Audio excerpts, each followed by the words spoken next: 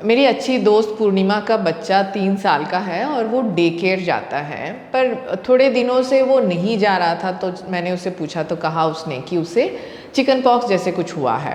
तो थोड़े दिन बाद बता रही थी कि डॉक्टर ने ठीक तरह से डायग्नोस करके बताया कि वो हैंड फुट माउथ डिसीज़ है, बहुत कंटेजियस है। और इसके बारे में बहुत ज़्यादा लोगों को पता ही नहीं रहता कि ये क्या है। तो मैं बता दूं, ये मुंह पे, हथेली पे और पैरों में, घुटनों के पीछे होने वाला रेड कलर स्पॉटिंग या रैशेस जैसे होता है। बच्चों को बहुत तकलीफ़ होती है उन्हें, और माइल्ड सिम्टम्स होते हैं इस बीमारी के, पर बच्चों को तो डिस्कम्फर्ट होता ही है और उन्हें देख के हमें भी डर लग जाता है कि क्या करें क्या ना करें। तो इस वीडियो में मैं बता रही हूँ हैंड फुट माउथ डिसीज़ आने का कारण किस वायरस से होता है और डायग्नोस कैसे करें इसे, सिम्टम्स कैसे पता चलेगा, और ट्रीटमेंट क्या है इनकी, और प्रिवेंशन या इसका रोग क्या है। तो इस पूरे वीडियो को अंत तक देखेंगे तो ये सारे डिटेल्स मिलेगी। मेरा नाम है कविता और स्वागत है आपका टॉट्स एंड मॉम्स में। इस चैनल को सब्सक्राइब करना मत भूलिएगा, क्योंकि बहुत सारे ऐसे baby and kids friendly videos हम बनाते रहते हैं ताकि आपको ज़्यादा से ज़्यादा इन्फॉर्मेशन ठीक तरह से मिलती रहे।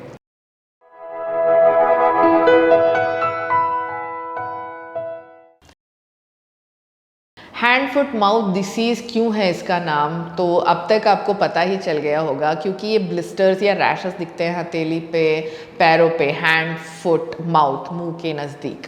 तो इसीलिए सिंपल डिराइवेशन में इसका नाम पड़ा है हैंड फुट माउथ डिसीज़। और ये ज़्यादातर दिखता है बच्चों में जो 5 साल के अंदर हैं, और स्प्रेड होता है म्यूकस से जब खांसते हैं तो, और सलाइवा, थूक से, और मल या मोशन जो पास करते हैं उससे भी फैल सकता है। और ये स्प्रेड होता है वायरस, कॉक्सैकी वायरस या एंटेरो वायरस नामक 2 मेजर वायरस से, और दूसरे वायरस से भी हो सकता है या इन्हीं के स्ट्रेन से भी हो सकता है। ज़्यादातर ये आता है गर्मी के मौसम में और पतझड़ या ऑटम के टाइम पे।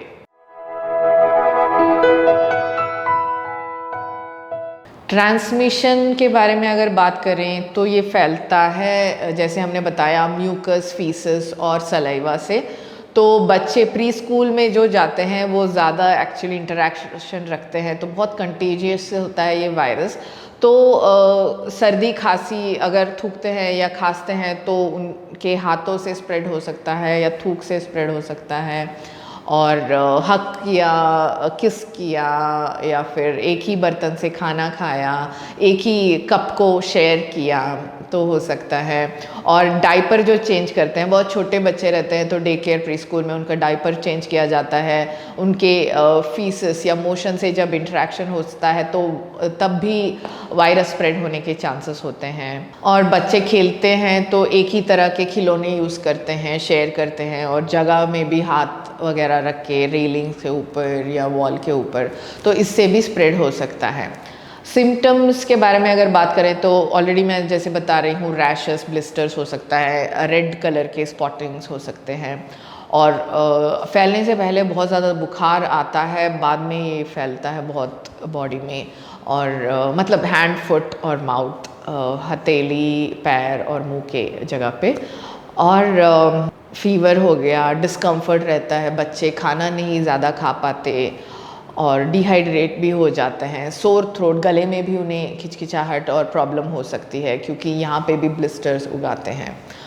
और डायग्नोसिस कैसे करते हैं डॉक्टर, ये सारे सिम्टम्स चेक करते हैं और मेडिकेशन सजेस्ट करते हैं, या फिर अगर उन्हें डाउट है या पता चलना ही है कि हैंड फुट माउथ डिसीज़ है या कुछ और है या किस वायरस से हुआ है, तो वो थ्रोट स्वैब लेके टेस्ट कर सकते हैं, करने के लिए लैब भेजेंगे, या फिर मोशन या स्टूल का एक टेस्ट करवा सकते हैं।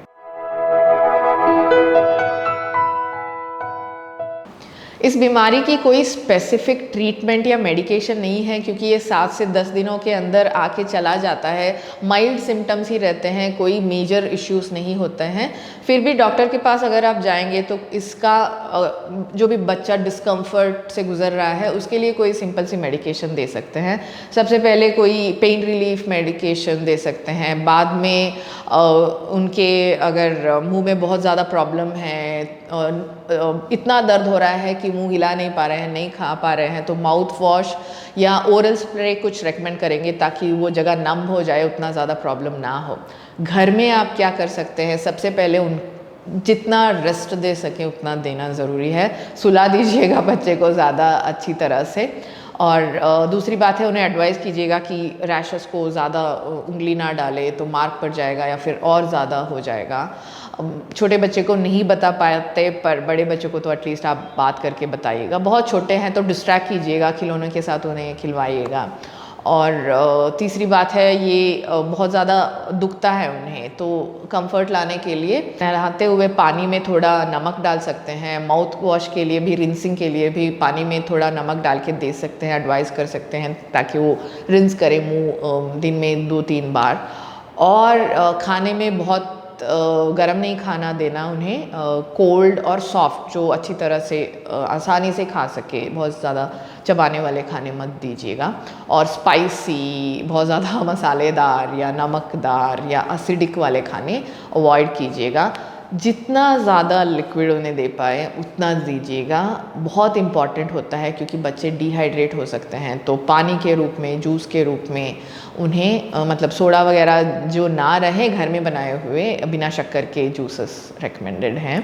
जीरा पानी वगैरह भी आप दे सकते हैं अगर वो सह सके, दर्द नहीं हो रहा है, उन्हें अच्छा लग रहा है तो गुड़ का पानी दे सकते हैं। शहद डाल के कोई मिल्क शेक वगैरह, हाँ मिल्क एसिडिक है तो नॉर्मल से कोई जूसेस आप दे सकते हैं बच्चे को। और इस डिसीज़ से कोई मेजर कॉम्प्लिकेशन नहीं होता है, पर मैं बता दूँ डिहाइड्रेशन एक मेजर कंसर्न है बच्चे, क्योंकि यहाँ पे सारे ब्लिस्टर्स रहते हैं, गले के अंदर भी निगल नहीं पाते हैं खाना, तो पीना भी कम कर देते हैं। पानी जितना बॉडी में कम होता है वो डिहाइड्रेट हो जाएंगे और उससे नोज़िया वगैरह कंसर्न शुरू हो सकते हैं, दूसरे सारे इश्यूज हो सकते हैं, तो वो देखिएगा।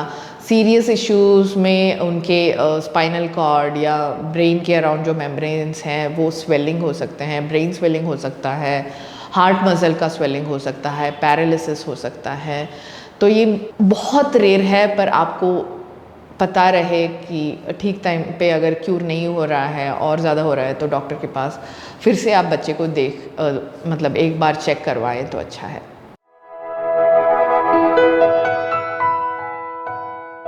सात से 10 दिन तक इसके सिम्टम्स बहुत ज़्यादा रहते हैं, तो इसीलिए मैं तब से बता रही हूँ कि ये ध्यान में रहे कि सिम्टम्स जब तक है, बच्चे बहुत कंटेजियस होते हैं, मतलब एक बच्चे से दूसरे बच्चे को फैल सकता है, तो घर में रखिएगा बच्चे को। और अच्छी बात ये है कि एक बार आपके बच्चे को ये डिसीज़ आ गई तो फिर से आने के चांसेस बहुत कम हैं, क्योंकि उसकी इम्यूनिटी डेवलप हो चुकी होती है, इस रोग की निरोधक शक्ति बच्चे में आ चुकी होती है, मतलब बहुत कम ही होगा कि रिपीट हो। और क्या कर सकते हैं आप अपने बच्चे को, अगर डे केयर में भेज रहे हैं तो अगर बहुत ज़्यादा डे केयर में आप सुन रहे हैं कि ये फैल रहा है, तो प्लीज़ अपने डे केयर सेंटर वालों से बात कीजिएगा कि अगर किसी बच्चों में ये सिम्टम्स दिख रहा है तो उन्हें चेक करवाएं पेरेंट्स को बता के, और ना आए डे केयर उतने दिनों तक, ये अच्छा है। अपने बच्चे को भी ना भेजें आप, और शुचित्व पे ज़्यादा ज़ोर दे, ये नहीं कि सैनिटाइज़र हर वक्त डालना है, पर जब भी बाहर बच्चे खेल के आए या कुछ सरफेस आपको लग रहा है बाहर किसी बच्चे ने टच कर लिया, तो हाथ पानी से धुलवाएं, तो ये बेहतर रहेगा। आखिरकार ये बताना चाहूँगी कि कोई भी डिसीज़, बीमारी बच्चों में होती है तो बच्चे कितनी तकलीफ़ से गुज़रते हैं, हमें भी उतनी ज़्यादा तकलीफ़ होती है, पर मेडिसिन के साथ अगर बच्चे को कोई अच्छा कर सकता है तो अच्छी बातें, हंसते खेलते रहना बहुत इम्पॉर्टेंट है। तो नेगेटिव बात मत कीजिएगा, ऐसे नहीं कि बच्चा तुझे ऐसे हो गया, ओ ये क्या हो रहा है तुझे, फ़ोन पे बताना उनको कि ऐसे हो रहा है आपके बच्चे को। तो पॉजिटिव रहना बहुत इम्पॉर्टेंट है। हाँ, बच्चे बहुत डिस्कम्फर्ट से गुजरते हैं, पर हर इलनेस में ऐसा होता है, बच्चा ठीक हो जाएगा और खाते कम हैं, 2-3 किलो कम भी हो जाए तो चिंता मत कीजिएगा, सॉफ्ट फूड जितना भी वो खा पाएँ दे दीजिएगा। कोई भी इलनेस हो तो यही प्रॉब्लम होता है, पर ये मेजर कंसर्न नहीं है ना, क्योंकि मेडिकेशन चल रहा है। हम भी कहाँ खा पाते हैं, अगर हमें कुछ ज़ुकाम सर्दी भी हो तो हम खाना कम कर देते हैं, वैसे बच्चों में भी ऐसा होता है। और ये ध्यान में रहें कि ये 5 साल के बच्चों तक बहुत ज़्यादा आता है, 12 साल तक थोड़ा बहुत आता है, और अडल्ट्स को भी आ सकता है, जैसे हम बड़ों को भी आ सकता है। तो आशा है कि ये सारी जानकारी आपको उपयुक्त लगी। आप अपने फ्रेंड्स के साथ भी शेयर कीजिएगा जिनके घर में छोटे बच्चे हैं, क्योंकि अभी स्कूल जाना शुरू किया है तो डर ना जाए कि क्या है। इन्फॉर्मेशन एक बहुत बेनिफिशियल टूल होता है, अगर इन्फॉर्मेशन रहे तो हम उसे अच्छी तरह से उपयोग करके और डरना कम कर सकते हैं, इसीलिए शेयरिंग इज़ केयरिंग। और मेरा नाम है कविता, मैं फाउंडर हूँ टॉट्स एंड मॉम्स की। ये tots and moms food company है जहाँ पे हम cereal, porridge mixes, instant mixes बच्चों के लिए बनाते हैं। रागी, ड्राई फ्रूट्स वगैरह के पाउडर्स भी मिलते हैं यहाँ पे। बड़े बच्चों के लिए पैनकेक मिक्सेस, पॉरेजेस, कुकीज़ वगैरह मिलते हैं। ऑर्गेनिक केमिकल फ्री प्रोडक्ट्स हैं हमारे। 8 सालों से हम ये प्रोडक्ट बना रहे हैं, तो shop.totsandmoms.com में वहाँ पे आप चेक कर सकते हैं। और हमारे products Amazon, Flipkart, FirstCry, big basket नामक बहुत बड़े स्टोर्स में भी अवेलेबल हैं।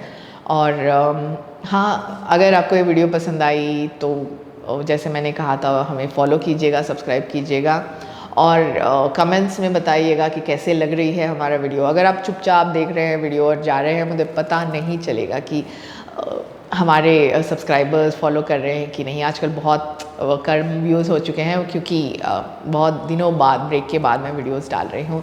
एक बिज़नेस भी चलाती हूँ तो रेगुलरली वीडियोस पोस्ट करना नहीं होता कभी कभार। तो प्लीज़ कंसिडर दैट, कमेंट कीजिएगा, बताइएगा, और कोई भी वीडियो रिक्वेस्ट है आपकी तो उसे भी बताना मत भूलिएगा। मैं मिलती हूँ आपको अच्छे अगले वीडियो के साथ, तब तक के लिए शुक्रिया, नमस्कार और बाय बाय।